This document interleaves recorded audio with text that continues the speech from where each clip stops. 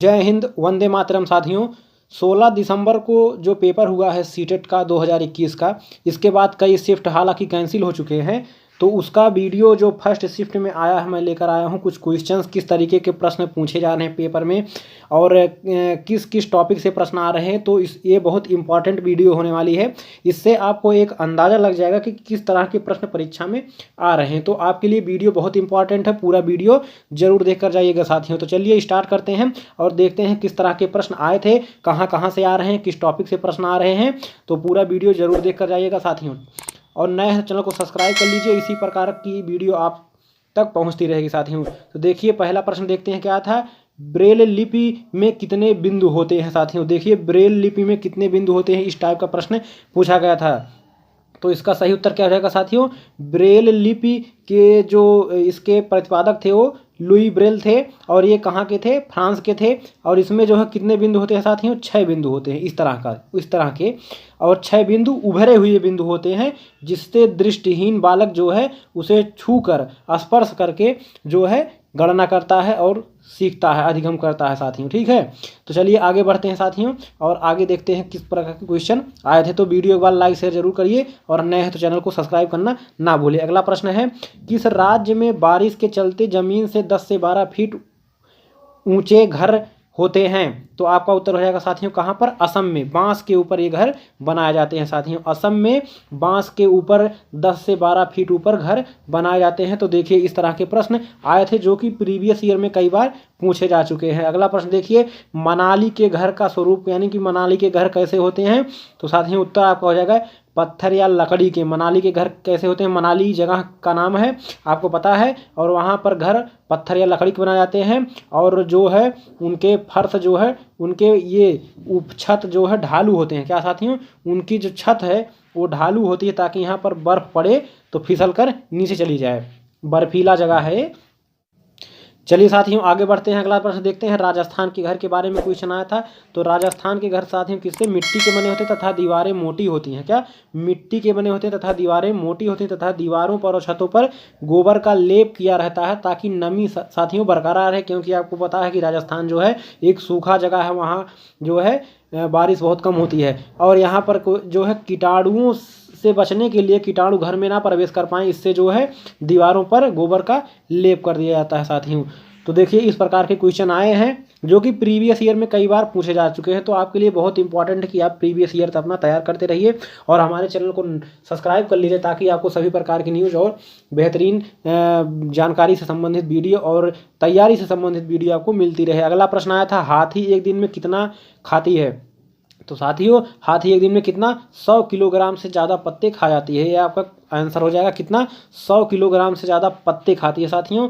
और अगर क्वेश्चन है कितना सोती है, तो 2 से 4 घंटे सोती है। तथा हाथी के झुंड में हथनी क्या होती है, मुखिया होती है। क्वेश्चन भी कई बार परीक्षा में पूछा जा चुका है। तो ये तीनों टॉपिक आप एक बार ध्यान से पढ़ लीजिए कि 100 किलोग्राम से ज़्यादा पत्ते खाती है, 2 से 4 घंटे सोती है और हाथी के झुंड में हथनी जो है मुखिया होती है। तो अगर ये प्रश्न पूछा जा चुका है तो ये दोनों प्रश्न भी किसी ना किसी शिफ्ट में जरूर पूछे जाएंगे साथियों। अगला प्रश्न आया था कि कर्णम मल्लेश्वरी किस खेल से हैं। तो कर्णम मल्लेश्वरी आपका किससे, भारोत्तोलक से हैं, वेट लिफ्टर से हैं। इन्हें अर्जुन अवार्ड कब मिला था, 1994 में। और राजीव गांधी अवार्ड कब मिला था, 1995 में। राजीव गांधी अवार्ड का नाम बदल कर क्या रख दिया है, कमेंट करके बताइए साथियों फटाफट।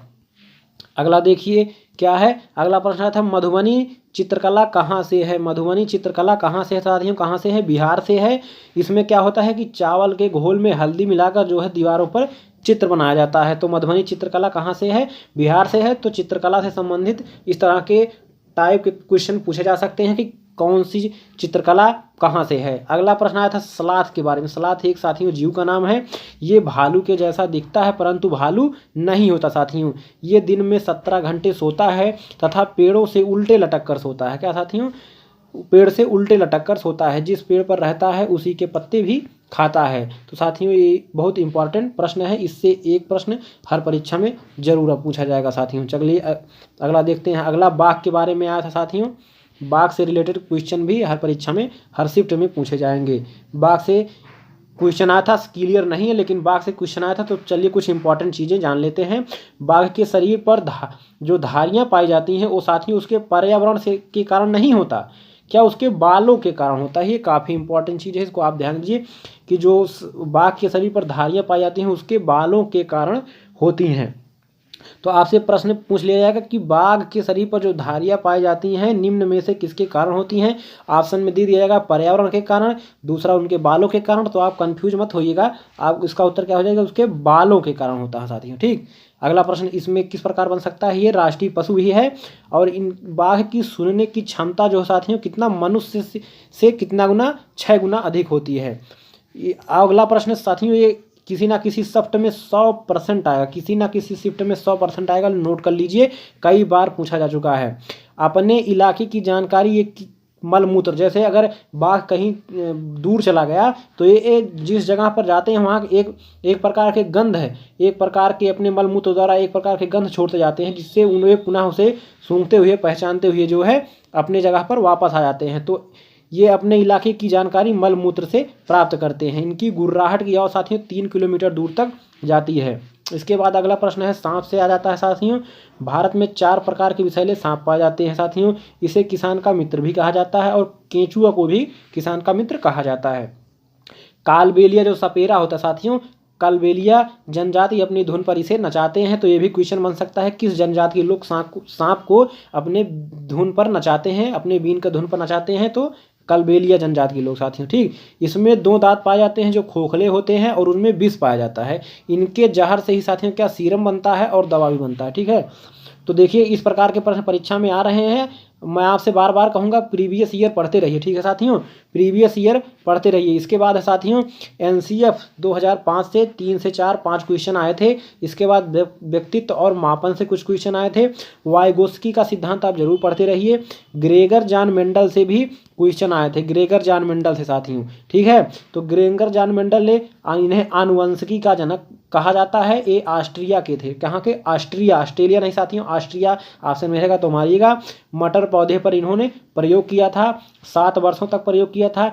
मटर में गुणसूत्र कितने होते हैं साथियों, 7 जोड़ी। कितने, 7 जोड़ी। अगर संख्या पूछे, जोड़ी में पूछेगा 7, संख्या पूछेगा तो 14। ठीक है साथियों, एक क्वेश्चन इस प्रकार से आया था साथियों। देखिए उल्लू को रात में कौन सा रंग दिखाई देता है, तो काला और सफ़ेद रंग दिखाई देता है, इसलिए रात में उल्लू विचरण करता है, दिन में वो नहीं निकलता है।